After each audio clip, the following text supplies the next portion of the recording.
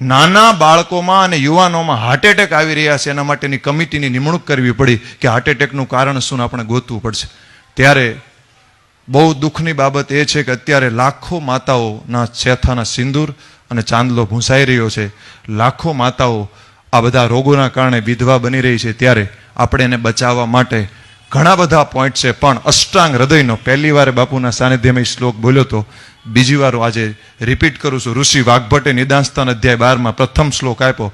હજારો દર્દી જોયા, એમને સારા કર્યા, મને આ 5 કારણથી ઉપર કોઈ કારણ સમજાતું નથી. એક કારણ છે, છઠ્ઠું એ એડ કરીશ, પણ 5 રોગાહ સર્વેપી મંદેગ્નો સુતરામ ઉદરાણીતું અજીર્ણે મલિને અન્ને જાયંતે મલ સંચયાત. અહીંયા જેટલા લોકો બેઠા એને શરીરમાં ભાવથી ઉપર જઈને પરમાત્માની ભક્તિ માટે, શરીરને સારું રાખવા માટે ચિત્તમાં આવે આ વાત લેવાની છે. ત્યારે પહેલું દરેકે પેરામીટર કરવાનું છે. શું કરવાનું છે? પોતાની પાચન શક્તિને પાવરફુલ રાખવાની છે. રોગાહ સર્વેપી મંદેગ્નો, એની નિશાની એ છે કે સવારમાં જાગીને 2 જ મિનિટમાં ઝાડો સાફ આવવો જોઈએ. જો 2 મિનિટમાં ઝાડો સાફ નથી આવતો તો એલર્ટ બની જાઓ, ભવિષ્યમાં મોટી બીમારી આવશે. બીજી વસ્તુ, સુતરામ ઉદરાણી, તું માથું ઠંડુ રહેવું જોઈએ, પગ ગરમ રહેવો જોઈએ, છાતી બહાર પેટનું આવવું જોઈએ. પહેલી વાર જયારે બાપુની સમક્ષ આ વાત કરી, બાપુએ તરત જ ધોળાવીરા કથામાં વાત યાદ કરી હતી અને વાસણભાઈને હાસ્યમાં કીધું હતું કે માથું ઠંડુ રહેવું જોઈએ, પગ ગરમ રહેવા જોઈએ, છાતી બહાર પેટ ન આવવું જોઈએ, મગજ શાંત, પગ પરિશ્રમશીલ, અને અહીંથી સીધું રહેવું જોઈએ. જેટલા લોકો બેઠા એને ટેસ્ટ કરવાનો છે, ચટ્ટાર બેસી જાઓ, બધા આપણે ટેસ્ટિંગ કરી લઈએ. ચાલો, મારું આ છાતીનું હાડકું છે, અહીંથી આમ કરું છું, જો આ 4 આંગળ અંદર છે. ચાલો બધા ટેસ્ટ કરો, જેટલાને બહાર હોય બધા હાથ ઊંચો કરો. ઓકે, ચાલો નીચે. હવે તમે બધા આજે મગજમાં એક ગાંઠ બાંધી ગયો, તમે બીમાર છો, તમે બીમાર છો, તમે બીમાર છો. હવે તમારે પેટ અંદર લેવાનું છે. એના માટે શું કરવાનું નેક્સ્ટમાં આવશે. ત્રીજો રિપોર્ટ, અજીર્ણ એટલે એસિડિટી, ગેસ અને કબજિયાત. વાવાઝોડું આવે પણ ઝાડું આખું હલી જાય, ક્યાંય રિપોર્ટમાં વાયુ ન આવે. સીટી સ્કેન, MRI, પેટ સ્કેન, એન્જિયોગ્રાફી, એક પણ રિપોર્ટમાં વાયુ ન આવે. અચાનક ક્યારે હાર્ટ એટેક આવતો નથી. પહેલા અપાન વાયુ બગડે, પછી પ્રાણ બગડે, સમાન બગડે, પછી હૃદય બસ્તીને શિર 3 મર્મ બગડે, અને પછી એટેક આવે. આપને વાયુ નથી જોતા એટલે આપણે કહીએ અચાનક એટેક આવ્યો, અચાનક એટેક આવ્યો નથી. દરેક રોગનું મૂળ છે વાયુ. પિત્તમ પંગુ, કફમ પંગુ, પંગવો મલધાતવ, વાયુના યત્ર ગચ્છતિ તત્ર વર્ષતિ મેઘવત. એટલે એસિડિટી, ગેસ, કબજિયાત કોઈને હોય તો એલર્ટ થઈ જઈને મટાડવું પડશે. ચોથું, મલીને અન્ય ઝેરયુક્ત ખોરાક. આજથી 50 વર્ષ પહેલા બધા રોગો ઓછા હતા અને અત્યારે રોગ વધ્યા છે. એનું સીધું સાદું સરળ કારણ છે, આપણા વડીલો બુદ્ધિ વગરના હતા, કારણ કે દેશી બાજરાનો રોટલો ખાતા હતા. દેશી બાજરો એ 4 મહિને પાકતો હતો, એટલે એ લોકો 100 વર્ષે પાકતા હતા, એટલે વૃદ્ધ થતા હતા. આપણે બધા હોશિયાર થઈ ગયા, આપણે બધા હાઇબ્રિડ બાજરો હાઇબ્રિડ ખાવા માંડ્યા, એટલે એ 2.5-3 મહિને પાકે, એટલે આપણે 50 વર્ષમાં પાકવા માંડ્યા. ફરીવાર આપણે આપણું આયુષ્ય વધારવું હશે તો પ્રાકૃતિક દેશી ભોજન તરફ જવું જોઈએ. બાજરો દેશી, ઘઉં દેશી, ગાય દેશી, દૂધ દેશી, દવા દેશી, જેટલું થાય એટલું દેશીનો પ્રયાસ કરવો પડશે. છેલ્લું છે મલ સંચય, ઝાડો, પેશાબ, પરસેવો અને માતાઓ બહેનોમાં માસિક ધર્મના માધ્યમથી શરીરનો કચરો બહાર નીકળવો જરૂરી છે. જો આપણે કચરો આ સમયાંતરે બહાર નથી કાઢતા તો આપણે બીમાર પડીએ છીએ. આ 4 કારણ. અને 5મું કારણ જે સ્તુતિ કરી, રાગાદિ રોગાન સતતાન અનુસક્તાન અશેષકાય પ્રસુતાન અશેષા ઉત્સુક્ય આસક્તિ મોહા અરતિ દાન જગાનમ યો પૂર્વ વૈદ્યાય નમોસ્તુ તસ્ય. આપ દરેક રોગનો નાશ કરનાર આ માનસિક રજો અને તમોગુણ જે છે એ રોગનું મુખ્ય કારણ છે. અને એના વેદ અહીંયા બેઠા છે, એમના ચરણોમાં ફરીવાર વંદન કરું છું. આ દવા અમારી પાસે નથી હોતી, એ દવા અહીંયા છે. એટલે આજે મને કથામાં બાપુની કથા ઘણીવાર જોઈતી, પણ આજે પહેલી વાર એ ઉર્જાનો અનુભવ કર્યો ત્યારે મને લાગ્યું કે મારે ઘણી કથામાં મોડું થઈ ગયું, પણ એક વેદના જવાબદારી કારણે આવી ન શક્યો. પણ આજે બહુ મોટી ટ્રીટમેન્ટ થઈ રહી છે, બહુ મોટી ટ્રીટમેન્ટ, એવું મને આજે કથામાં ફિલિંગ થયું. અદભુત મોટી ટ્રીટમેન્ટ સમાજ. નકર કેટલાય લોકો હાર્ટ એટેક, બીપી, ડાયાબિટીસથી મૃત્યુ પામે. ત્યારે આ 5 કારણ છે. હવે એનું સોલ્યુશન શું કરવું એના બહુ સ્પષ્ટ સરળતાથી જવાબ આપું છું. આ સીધું જ આચરણમાં મૂકી દેજો તમે, એટલે એનું સોલ્યુશન થઈ જશે. સૌથી પહેલું, પાણીને ખાવું અને ભોજનને પીવું. પાણીને ખાવું, ભોજનને પીવું. આજથી જેટલા લોકો બેઠા ધર્મના કામમાં ઢીલને આજ હાંસથી તે જમવા બેસો ત્યારે ભગવાનને યાદ કરી એક મંત્ર બોલવાનો. જીભને કહેવાનું બેન 32 વાર, દાંતને કહેવાનું ભાઈ 32 વાર, ચાવવાનું છે.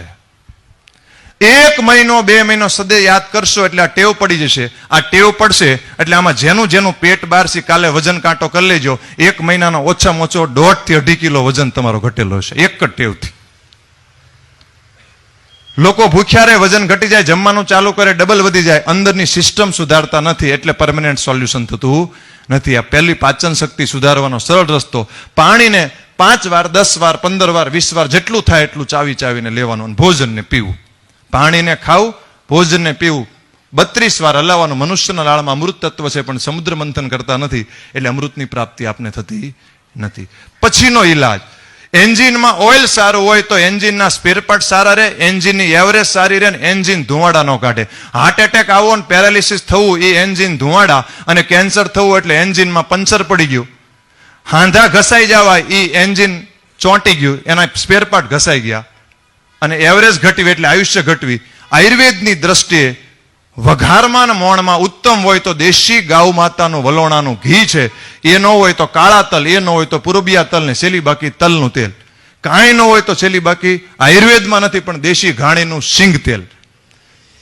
કેમ? કારણ કે અત્યારે આપણે રિફાઇન્ડ અને ડબલ રિફાઇન્ડ તેલ ખાઈ રહ્યા છે, એના કારણે એના ફેટી એસિડ અને પ્રોટીન્સ બધા ખેંચાઈ જાય એટલે આખી જાન તૈયાર થાય. પણ વરાજા ન હોય તો વરાજા વગરનું જાન જેવા તેલ ખાઈ છે એટલે આપણા સ્પેર પાર્ટ ઘસાઈ ગયા. આપણે તેલ બદલાવતા નથી, આપણે સાંધો બદલાવા જાય છે. મારી પાસે કોઈ પણ દર્દી ઘસારાનો આવે ને એટલે પહેલા હું કહું કે તલના તેલની વ્યવસ્થા હોય તો જ મારી પાસે દવા લેજો. અને એ લે એટલે 50 થી 60% તો એમનામ સારું થઈ જાય. તેલ બદલાવ આપ સૌને મારી પ્રાર્થના છે. અત્યારે જે હાર્ટ એટેક ને પેરાલિસિસના રોગ વધ્યા છે, તમારામાંથી જેનું કોલેસ્ટ્રોલ વધારે હોય, ખાલી તમે સાયન્ટિફિક ડેટા માંગતા તો ડેટાના સ્વરૂપમાં આપું. તમે કાલે લિપિડ પ્રોફાઇલ ટેસ્ટ કરી નાખો, ખાલી દેશી ઘાણીનું તલનું તેલ ને ગાયનું શુદ્ધ ઘી ચાલુ કરો, 6 મહિનામાં 90% લિપિડ પ્રોફાઇલ નોર્મલ હશે.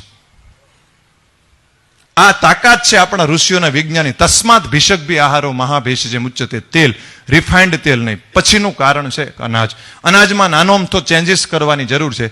ઘઉં લ્યો તો 1 વર્ષ જૂના, ચોખા લ્યો તો પોલિશ કર્યા વગરના. એની કરતા શાસ્ત્રમાં કીધું છે ઉત્તમ શ્રેષ્ઠ જવ, બાર્લી. જવ 3 ભાગ જવ અને 1 ભાગ મગ અને 2 થી 5% આમળા ઉત્તમમાં ઉત્તમ થાય. આ શાસ્ત્ર ચરક સંહિતામાં અત્યારના જે રોગો છે, ડાયાબિટીસ, બીપી, હૃદયરોગ, કોલેસ્ટ્રોલ, થાઇરોઇડ, સમતાને અટકાવવા માટેનો બહુ શ્રેષ્ઠ ઉપાય છે. 3 ભાગ જવ, 1 ભાગ મગ અને 2 થી 5% આમળા. જો જરૂર આવશ્યક લાગે તો આનાથી એડવાન્સ જવું હોય તો જાર અને પછી બાજરો. ઘઉં ચોખાની જગ્યાએ લેવાય તો 1 વર્ષ જૂના પણ શક્ય નથી, પણ નાનોમ તો ખાલી ફેરફાર જ. ઘઉં ચોખાની જગ્યાએ જવ, જુવાર અને બાજરો. એટલે ઘણું બધું હેલ્થની અંદર સુધાર આવશે. થોડું 10 થી 15% મિલેટ્સને પણ, શુદ્ર ધાન્યને પણ સ્થાન આપવું જોઈએ. પછીનું સૌથી અગત્યનું કારણ છે રોગ માટેનું, એ ભારત માટે છે ચા. આપણા શાસ્ત્રમાં સવારે નયણા કોઠે રસાયણ લેવાનું કીધેલું છે. રસાયણ એટલે શરીરમાંથી કચરો બધો બહાર કાઢે, શરીરને નવું બનાવે અને એનો સત્વગુણ વધારે, આધ્યાત્મિકમાં મદદ કરે. રસાયણે એમ મહર્ષિણામ દેવાનામ અમૃતમ યથા સુદેવ ઉત્તમમ નાગાનામ ભેષજ્યમ ઇદમસ્તુ તે. ઋષિઓ માટે રસાયણ હોય છે. આધ્યાત્મિક પથ પર ચાલનારા લોકોએ પ્રાતઃકાળે જાગી અને રસાયણ લેવું જોઈએ. ત્યારે અશ્વિની કુમાર ભગવાને ચવન ઋષિની સાધના માટે ચવનપ્રાશ બનાવીને આપ્યો હતો. એનું મુખ્ય કન્ટેન્ટ હતું આમળા. આપણે બધું ન કરી શકીએ. ચરક સંહિતામાં રસાયણ પાદ પહેલો આપ્યો છે, અભિયા આમલકી રસાયણ પાદ 1. મારા ખીચામાં 24 કલાક હોય ગમે ત્યારે જો આ આમળાના કટકા છે ને હરડે છે. કારણ કે પ્રશસ્તામ ઔષધિમ ધાર્ય, દિવ્ય ઔષધિ આપણી આસપાસ હોવી જોઈએ. આટલું બધું આપને ખબર ન પડે. ખાલી 2 જ મેડિસિન યાદ રાખો, એક હરડે અને એક આંબળા. આ બંને દિવ્ય રસાયણ છે, અમૃતરૂપી રસાયણ છે. તો એને કઈ રીતે ઉપયોગ કરવાનો? આંબળાને અત્યારે બજારમાં ચાલુ થઈ ગઈ, કાચા આવશે ને ઉપયોગ ન કરતા 1 મહિના જાન્યુઆરી પછી પરફેક્ટ આવશે. આંબળાને કટિંગ કરીને સુકવણી કરીને રાખવાનો, એનો પાવડર કરીને લેવાનો. અને જેમાં આમાં 50 વર્ષથી ઉપર 40 વર્ષથી ઉપરની ઉંમર છે એ લોકોએ તો કાંઈ વિચારવાનું જ નહીં. ગળો, ગોખરું, આંબળા, રસાયણ ચૂર્ણ રેગ્યુલર 1 ચમચી ચાલુ કરી દેવાનું. શરીર પણ સારું રહેશે, મનની અંદર સત્વગુણ પણ વધશે. જમ્યા પછી હરડે, જમ્યા પછી હરડે પાચન સુધારવાનું ખૂબ કામ કરે. અત્યારે 90% એસિડિટી, ગેસ, કબજિયાતની ક્યાંક ને ક્યાંક તકલીફ હોય. તમે ખાલી અઠવાડિયે જમ્યા પછી હરડે લઈને જુઓ, તમને એકદમ નવી એનર્જી આવશે, જબરજસ્ત ફાયદો થશે. આ 2 દિવ્ય રસાયણ છે. આ રસાયણો આપણે બધા લેવા જોઈએ. ભૂલીને આપણે સવારે નયણા કોઠે ચા લેવાનું ચાલુ કર્યું. આપણા દેશમાં અંગ્રેજો આવ્યા એ પહેલા કોઈ ચા પીતું નહોતું. પહેલા રસાયણ લેવાતી, પછી ફળાહારનો રિવાજ આવ્યો, પછી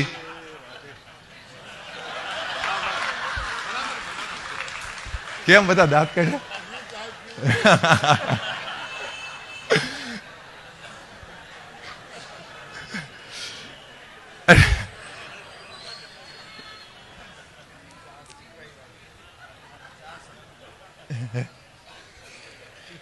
તો સવારે નયણા કોઠે અમૃત લેવાતું, પછી ફળાહાર આવ્યું, પછી શિરામણ આવ્યું, અને પછી અંગ્રેજ આવ્યા, પછી ચા આવી. દૂધની અંદર 6 કલાકની અંદર કોઈ પણ પ્રકારનું એસિડ મિક્સ કરવામાં આવે એટલે એક સ્લો પોઈઝન બને. ચાની અંદર 2 એસિડ મુખ્ય હોય, કેફીન અને ટેનિક એસિડ. અને એમાં પાછા ખાંડ નાખી. આપણા દેશમાં દેશી ખાંડ વપરાતી હતી, એની જગ્યાએ અત્યારે સલ્ફ્યુરિક એસિડ વાળી પ્રોસેસ વાળી ખાંડ વપરાય. એટલે એ ઝેર બને ને આપણે સવારે નયણા કોઠે લઈએ એટલે આપણા શરીરના પીએચ ઇમ્બેલેન્સ થાય, અને પીએચ ઇમ્બેલેન્સ થાય એટલે શરીરમાં બધા જ પ્રોબ્લેમ થાય. ત્યારે મેં બાપુના જીવનશૈલી વિશે જ્યારે પૂછ્યું ત્યારે બાપુએ મને એવું જાણવા મળ્યું કે બાપુ સવારમાં બાજરાનો રોટલો ને દહીં ખાય છે, એટલે શિરામણ ખાય છે. સ્વાસ્થ્યનું એક બહુ જ મોટું કારણ છે શિરામણ. એટલે અહીંયાથી જેટલા લોકો ચા પીવે છે એ લોકો પ્રયાસ કરો કે આજથી શિરામણ કરો, શિરામણથી એડવાન્સ ફળાહાર કરો, ફળાહારથી એડવાન્સ ચવનપ્રાશ લ્યો અથવા આમળા લ્યો. અને એમ શક્ય ન હોય તો એક સરસ મજાનો ઈલાજ બતાવું છું. તમે કહો સાહેબ ચા બંધ કર્યું તો મહેમાનને શું કરશું? એનો બહુ સરસ ઈલાજ છે મેથીની કોફી. એકદમ સસ્તી, એકદમ સારી, ટેસ્ટી અને હેલ્ધી અને ભારતીય પીણું.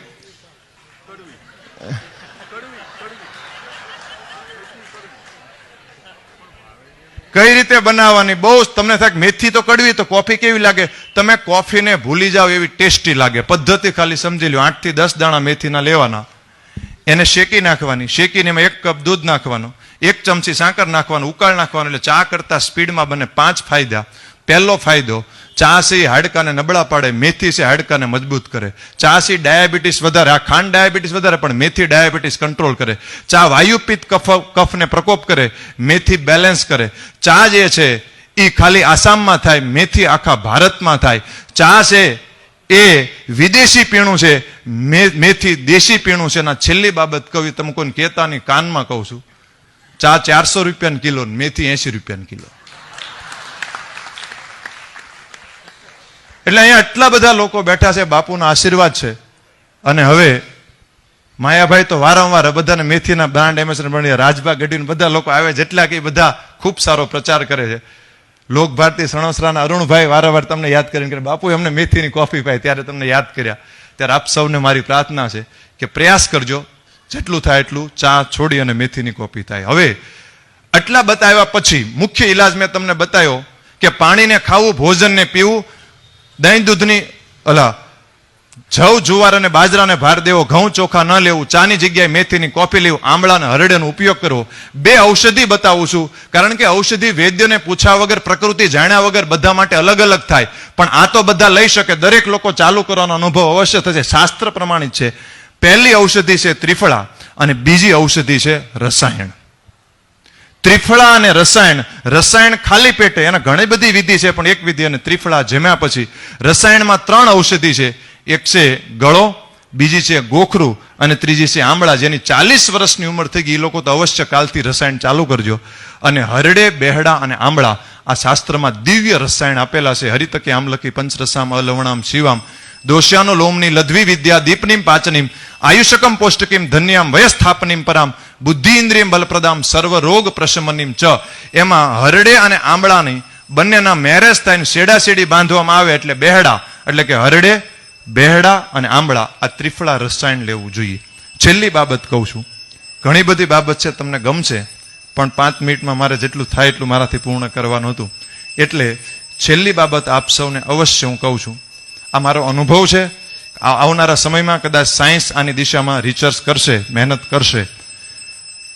બાપુને વિનય કર્યો કે બાપુ આપ જેવા મહાપુરુષ, સિદ્ધ પુરુષ અમારી નજીક હોય, તલગાજડા અને તળાજા એટલે હાવ નજીક ગણાય એમ, ત્યાંથી તમે નીકળતા હોય તો મારો એક સ્વાર્થ છે કે ત્યાં તમારા પગલા પડી જાય તો આ શરીરને, આત્મામાં અને મનમાં, સૂક્ષ્મ શરીરમાં, સમગ્ર ચેતનામાં હજારો દિવ્ય આત્માઓ સમાહિત છે.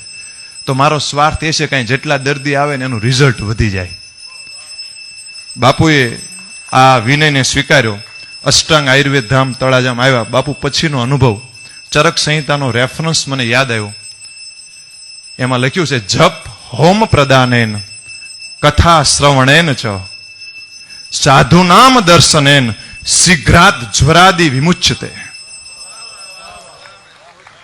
ત્યારથી મેં જોયું કે કેન્સરના દર્દીના રિઝલ્ટ ડાયાબિટીસ, જે રોગમાં પ્રારબ્ધ કર્મજન્ય વ્યાધિ હતા એ બધા જ રોગ અને સામાન્ય દર્દીના રોગમાં પણ બહુ જ મોટો સુધારો આવ્યો. આવનારા સમયમાં સાયન્સ આમાં પણ સંશોધન કરશે કે એક બુદ્ધ પુરુષ, એક સિદ્ધ પુરુષના કોઈ જગ્યા ઉપર પગલા પડે, માણસના રોગ પણ મટવા મળે છે. કાલે આવ્યો ત્યારે બાપુ વારંવાર વાત કરે કે તમે વાત કરો, ગમે ત્યારે કહીએ ત્યારે, પણ કાલે મેં બાપુને વિનય કર્યો કે, અને બાપુ કે અવશ્ય સાહેબ તમે કાલ આવજો અને બધાને વાત કરજો. આમાંય મારો એક સ્વાર્થ હતો. સ્વાર્થ એ હતો કે એટલા બધા લોકો જ્યારે કથામાં જોયું ત્યારે બધા માળા ભજતા હોય, ભગવાનનું ભજન કરે, અને એક વેદ તરીકે બધા કે સાહેબ મને આ તકલીફ છે, આ તકલીફ છે, આ તકલીફ છે, આ તકલીફ છે. તો જે કાંઈ થાય એ શરીરની પીડા ઓછી થાય અને ઈશ્વર અભિમુખ મન બને, એ પવિત્ર ભાવ સાથે આજે આપ સૌના દર્શન થયા, બાપુના આશીર્વાદ પ્રાપ્ત થયા, એ મારું પરમ સૌભાગ્ય માનું છું.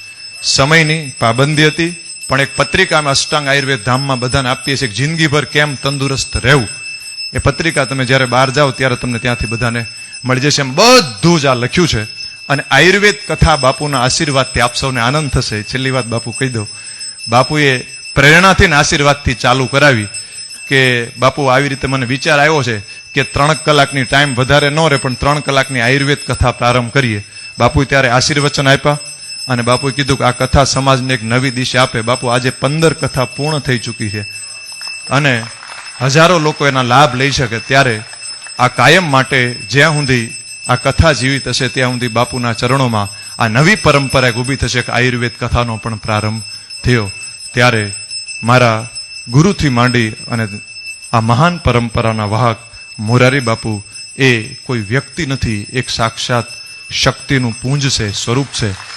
એમના સાનિધ્યમાં આજે મને આયુર્વેદના 5મા વેદનો અવસર પ્રાપ્ત થયો. ત્યારે આપ સૌ પાસે એક પ્રાર્થના માગું છું કે આવનારા સમયમાં લાખો માતાના શેથાના સિંદૂર ભૂંસતા અટકાવવા માટે, નાની માતાઓ બહેનોને પોતાના બાળકને અગ્નિ સંસ્કાર નાની ઉંમરમાં આપતા અટકાવવા માટે ફરીવાર આપણે વેદના ચરણે આવવું પડશે, ગાયના ચરણે આવવું પડશે, પ્રકૃતિના ચરણે આવવું પડશે, આયુર્વેદના ચરણ. આ જ ભાવ સાથે છેલ્લી આ સ્તુતિ હું બાપુના ચરણોમાં સમર્પિત કરું છું.